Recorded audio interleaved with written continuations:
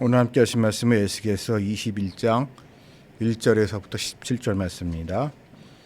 에스겔서 21장 1절에서 17절 말씀. 또 여호와의 말씀이 내가 임하여 이르시되 인자야 너는 얼굴을 예루살렘으로 향하여 성소를 향하여 소리내어 이스라엘 땅에게 예언하라. 이스라엘 땅에게 이르기를 여호와의 말씀이 내가 너를 대적하여 내 칼을 칼집에서 빼어 의인과 악인을 내게서 끊을지라.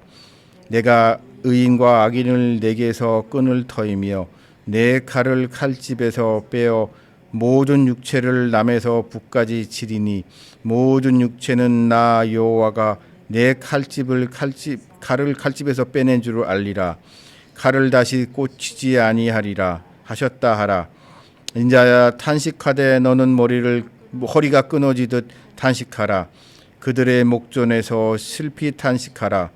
그들이 내게 묻기를 내가 어찌하여 탄식하느냐 하거든 대답하기를 재앙이 다가온다는 소문 때문이니 각 마음이 녹으며 모든 손이 약하여지며 각 영이 쇠하여 모든 무릎이 물과 같이 약해지리라.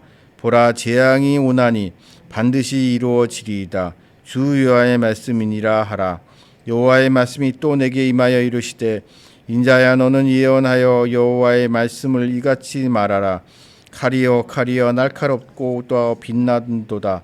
그 칼이 날카로움은 죽임을 위함이요 빛남은 번개같이 되기 위함이요 우리가 즐거워하겠느냐. 내 아들의 귀가 모든 나무를 업신 여기는도다. 그 칼이 손에 잡아 쓸만한도로 빛나게 하되 죽이는 자의 손에 넘기기 위하여 날카롭고 빛나게 하였도다 하셨다 하라. 인자야 너는 부르짖어 슬피어 울지다. 그것이 내 백성에 임하여 이스라엘 모든 괴관에게 임하리로다. 그들이 내 백성이와 함께 칼에 넘긴 바 되었으니 너는 내 넓적다리를 칠지어다. 이것이 시험이라. 많이 업신 여기는 그가 없어지며 어찌할까. 주 여호와의 말씀이니라. 그러므로 인자야 너는 예언하며 손뼉을 쳐서 칼로 두세 번 거듭 쓰게 하라. 그 칼은 죽이는 칼이라. 사람을 둘러싸고 죽이는 큰 칼이로다. 내가 그것 낙담하여 많이 애워싸게 하여도 그 모든 성문을 향하여 번쩍번쩍하는 칼을 세워 놓았도다. 오라 그 칼이 번개 같고 죽이기 위하여 날카로웠도다. 칼아 모이라. 오른쪽을 치라. 대열을 맞추라. 왼쪽을 치라. 향하는 대로 가라. 나도 내 손뼉을 치고 내 분노를 다 풀리로다. 나 여호와의 말이노로다. 아멘.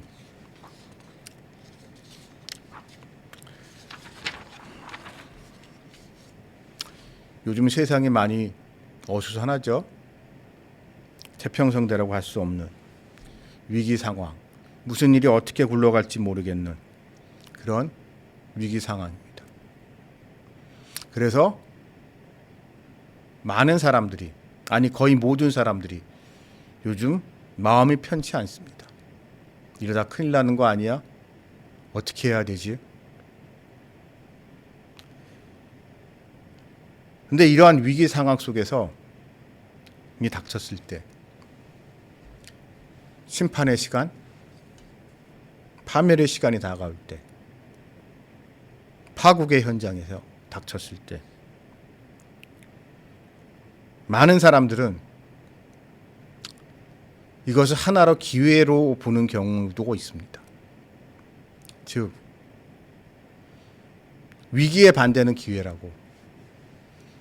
이 위기지만 이 위기를 잘 헤쳐나가고 이 위기에서 내가 기회를 잘 잡으면 내가 평소에는 평화로운 시기에는 꿈도 꿀 수 없었던 대박이 일어날지 모르겠다라는 그런 기대를 은근히 하는 사람들이 많이 있습니다.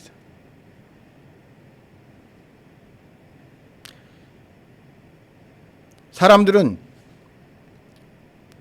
특히 좀 학식이 있고 지성이 있고 상식이 있는 사람이라면 지금 이 시대가 어찌 보면 전환교회 시대라고 생각하기 쉽죠. 그런 생각이 들 수밖에 없습니다. 우리가 당연히 상식이라고 했던 것들이 지켜지지 않고 그런 일은 절대 일어나지 않을 거야 라고 생각했던 일이 황당하게 일어나는 모습을 보면서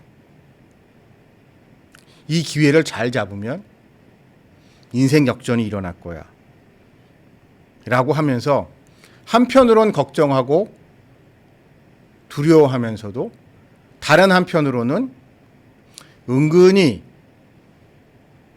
이런 격변을 기대하는 그런 마음을 가진 이들이 우리 중에 많이 있죠.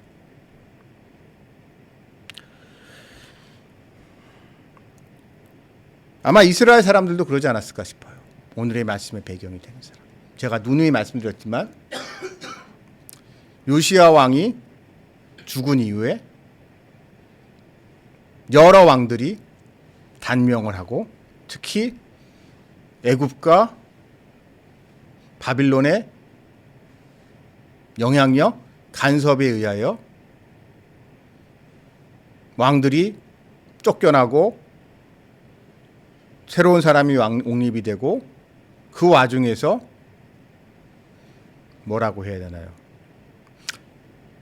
벼락출세한 사람들이 많았을 겁니다. 이런 상황 속에서 이스라엘 사람들은 하나님의 심판이 임한다고 했을 때 거대한 착각을 한 가지 하고 있었어요. 하나님의 심판이 임한다?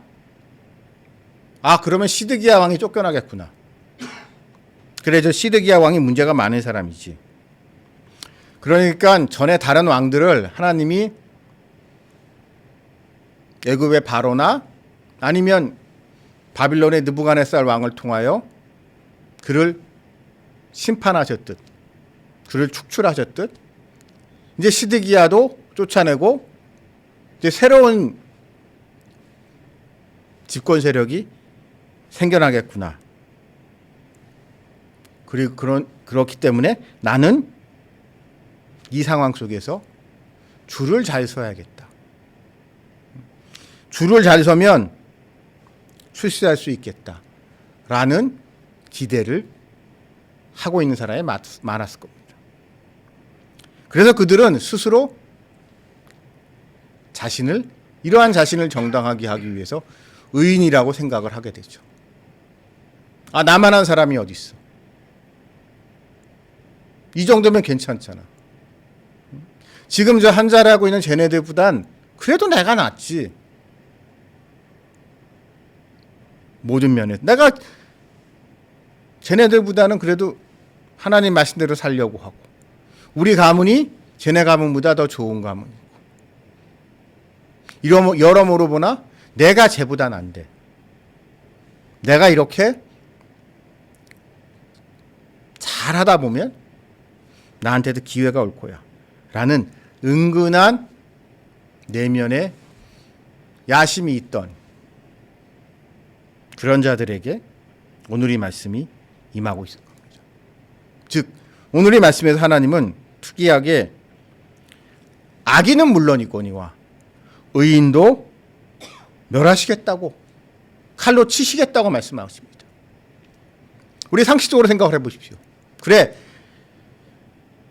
죄지은 율법을 무시하는 악인을 하나님께서 심판하시는 건 당연한 거죠. 그건 당연한 건데 그렇지 않은 의인은 당연히 복을 주실 거다. 악인이 그리고 그 복이라는 게 그건 뭘까요? 우리가 보통 상식적인 손의 생각은 악인이 가지고 있던 거를 심판하시면 그것을 뺏어서 의인한테 주실 것이다 라는 그런 기대를 하고 있었지만 오늘 이 말씀 속에서 가차 없으십니다.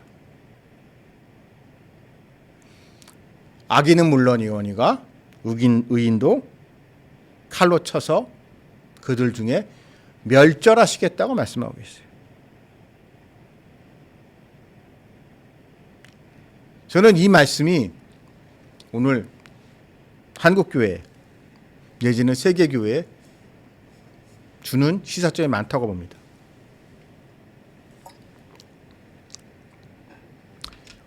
유튜브가 가지고 있는 긍정적인 측면 중에 하나는 이제 정보의 교환, 많은 컨텐츠를 접하게 되고 그 컨텐츠의 상당 부분은 기독교, 모르겠어요. 제가 아무래도 그런 거 관련된 걸 검색을 많이 해서 그런지 모르겠지만 저한테는 하여튼간 교회 관련된 거, 기독교에 관련된 거 뭐 이런 것들이 많이 있더라. 근데 그것들 보게 되면 하나같이 좋은 얘기들이 아닙니다. 큰일 났다. 말세다. 하나님의 진노의 심판이 지금 임하게 생겼다. 맨 그런 이야기들이에요. 교회 다 망해가고 있다. 교회가 텅텅 비고 있다. 낙관적인 이야기, 희망찬 이야기는 찾아보기 힘들고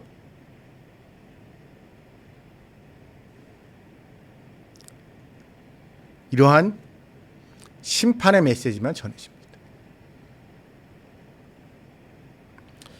근데 저는 그거를 보면서 아이러니함을 느꼈어요. 그 말씀을 그렇게 이제 유튜브 컨텐츠를 만드시는 분들, 그분들의 복음에 대한 열정을 존중합니다만 한편으로 제가 좀 삐딱하게 생각하는 건지는 모르겠지만 그들 중에 그들 마음의 한 부분은 이런 조금은 자극적인 콘텐츠라고 해야 되나요? 뻔한 이야기가 아니라고 해야 되나요? 사람들이 관심을 가지고 사람들 귀에 쏙쏙 맺히고 사람들의 시선을 끌 수 있는 이런 쇼킹한 이야기를 해야 해서 조회수를, 구독자를 더 많이 확보하고자 하는 그런 의도가 있지 않나 라는 생각을 한번 해봤습니다. 물론 그렇게 해서 구독자가 많아지고 뭐 그런다고 해서 뭐 얼마나 큰 도움이 되겠냐마는 그 말씀을 그렇게 컨텐츠를 통하여 하나님의 말씀을 전하고 계신 분들, 저를 포함하여 과연 우리는 그 하나님의 심판으로부터 자유로운가에 대해서 생각을 해봅니다. 마치 저는 그런 이야기들을 듣다 보면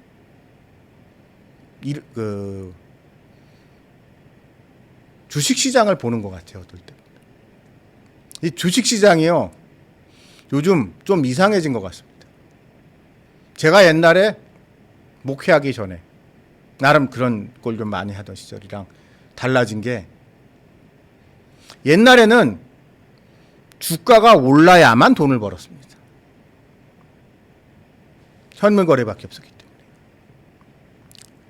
근데 어느 순간부터 선물거래를 비롯한 온갖 파생상품이 등장했고 이 온갖 파생상품이 가지고 있는 물론 긍정적인 면도 있겠지만 부정적인 면은 남들이 망해야 떼돈을 버는 대박을 버는 사람들이 등장한 거예요. 여러분 영화 빅쇼트 보셨나요 혹시? 그렇게 뭐 그렇게 해서 그 돈을 엄청난 돈을 벌건 마이클 버리인가요? 그런 사람이 나쁘다는 이야기 아니에요. 분명히 이것도 의미가 있고 가치가 있는 일입니다만 필요하니까 세상에 있겠죠. 하지만 마이클 버리의 성공담을 보면서 나도 저 사람 같이 갑부가 되고 싶다. 억만장자가 되고 싶다는 생각에 남이 망하기를 고사 지내는 인간들을 보면서 정말 숏 포지션을 잡으면서 곧버스를 하면서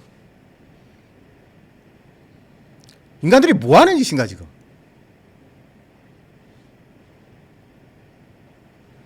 그런 이상한 풍토가 세상에 있습니다. 퍼져가 나온 것 같습니다. 만약에요, 저 그 장면에 그런 사람들의 모습을 보면서 그 재무적 위기라고 하잖아요. 파이낸셜 크라이시스가 정말 시장 붕괴가 다가오는 상황이라면은요, 일부에서 얘기하듯이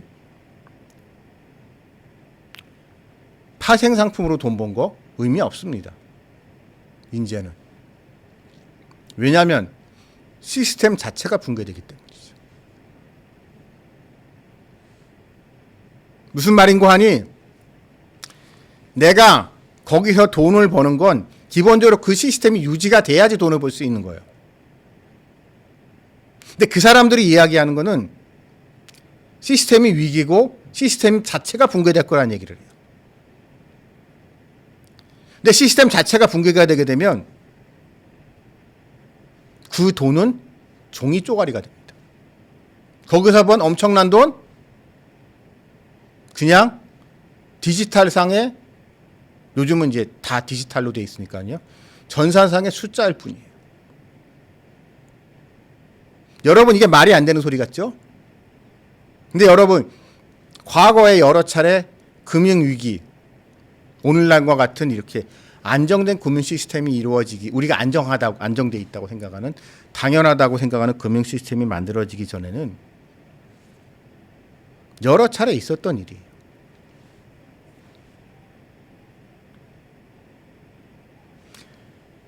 이렇듯 나는 괜찮겠지라고 생각하는, 나는 의이기 때문에 나는 괜찮을 거야 라는 생각은 하지 마시기 바랍니다. 오늘의 말씀 속에서 하나님은 분명히 말씀하세요. 내 아들의 규가 모든 나무를 없음 여기로다. 내 아들의 규. 이 말씀 속에서 따져봤을 때는, 말씀의 시대적 상황 속에서 봤을 때는 바빌론 왕 느부갓네살의 통치가 얘기하는 거죠. 이 느부갓네살의 권세와 능력이 결국 모든 나무, 너희를 다 우습게 여긴다는 거예요. 너희를 다 쳐 없앤다는 거예요.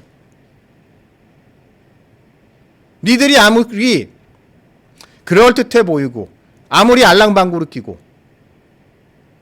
아무리 착한 척해 보여도 느부갓네살에게 보기에는 그냥 다 하찮은, 다 쓸어버려야 돼. 저기 이스라엘의 팔레스타인 땅에 유다 왕국 계속 유지해봤자 언제 어떤 일이 벌어질지 모르겠고, 새로운 놈을 왕으로 세워봤자 그 놈이 언제 또 통수칠지 모르고, 그러니 이참에 그냥 싸그리다 없애버리자. 그리고 그들의 정체성의 중심인 예루살렘 성과 예루살렘 성전 다 부셔버리자. 그런 날이 온다는 거예요.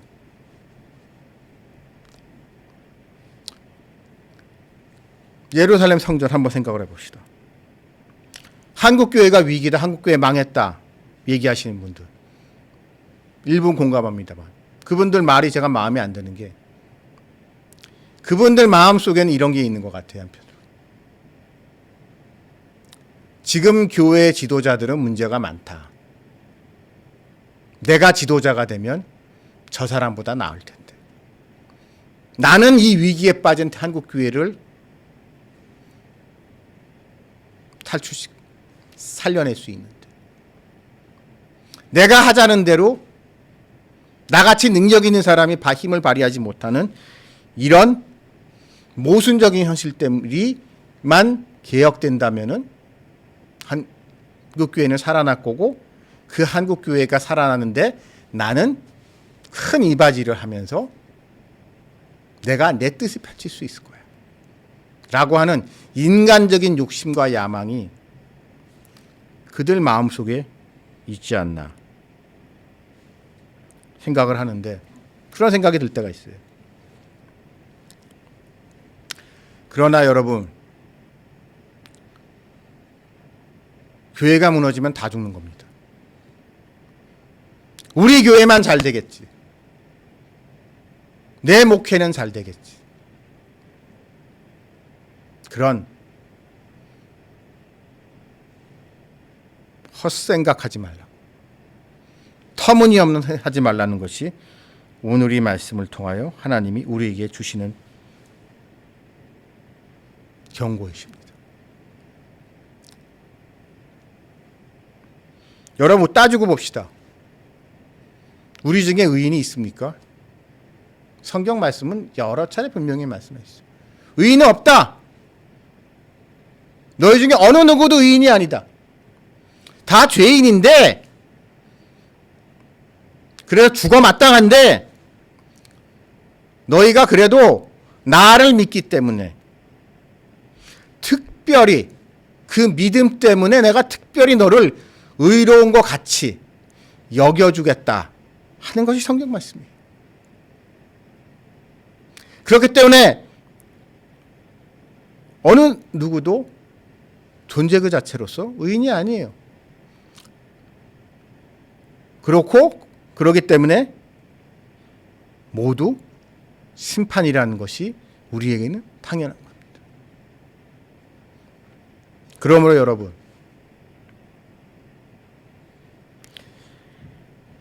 나는 저 죄인들과 달라. 저 악한 사람들과 달라. 라는 그러한 교만한 마음을 버리시고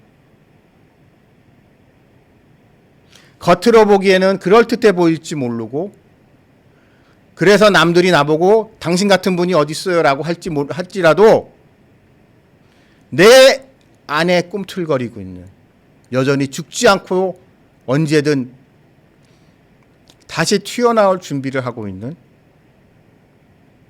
죄와의 싸움. 그 죄와의 싸움을 에 있어서 한치의 방심함이 없는 여러분들이 되시기를 주님의 이름으로 기원합니다. 기도드리시겠습니다. 하나님 아버지 감사합니다.